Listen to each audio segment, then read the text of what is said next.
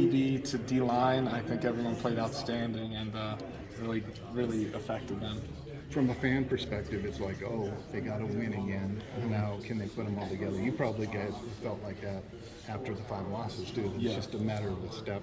So, how do you square probably knowing that they're looking at the outside, knowing that it's still tough week to week and working toward the goals is the same as it was before, I'd imagine. Yeah, I mean, we're gonna keep our heads down, keep grinding.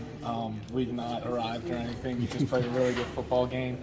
But, I mean, a lot of people have been asking, like, how's our morale and everything coming off those losses? But, like, we were right there every game. So, like, we're not down. Like, we're still fighting, like, all week in practice. Like, there's no bad negativity. We're still getting after it. But, I mean, this definitely helps. Gives us, like, a little bit of satisfaction that the hard work's paying off.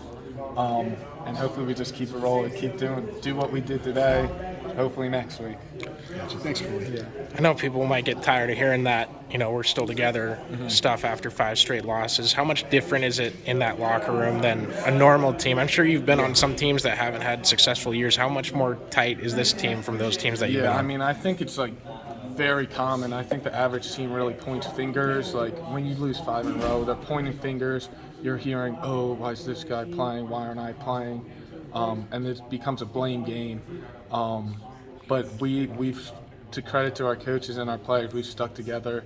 We're treating every week as if it's the biggest week.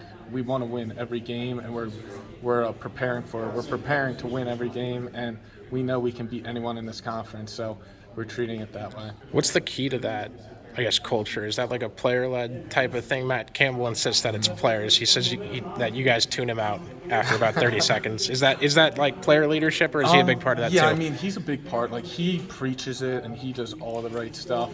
But in the end of the day, I do agree, like, these, like, older veteran guys, like, you see Orion Vance and you see X and everyone, they're living it, and when they're preaching it, like, guys tend to listen even more because they are, like, the young guys look up to. Everyone wants to emulate them, and when they're not discouraged and they go back in the film room and get back on the field and they're practicing as hard as they can after 5 losses as they did week 1, then I think it's, like, something to be said, and it kind of instills into all our players how to be a pro.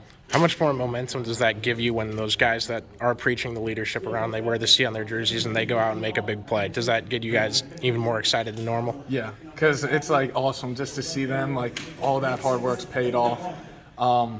They deserve it. All our guys are working their butts off. We deserve these wins, and it's finally nice to get one.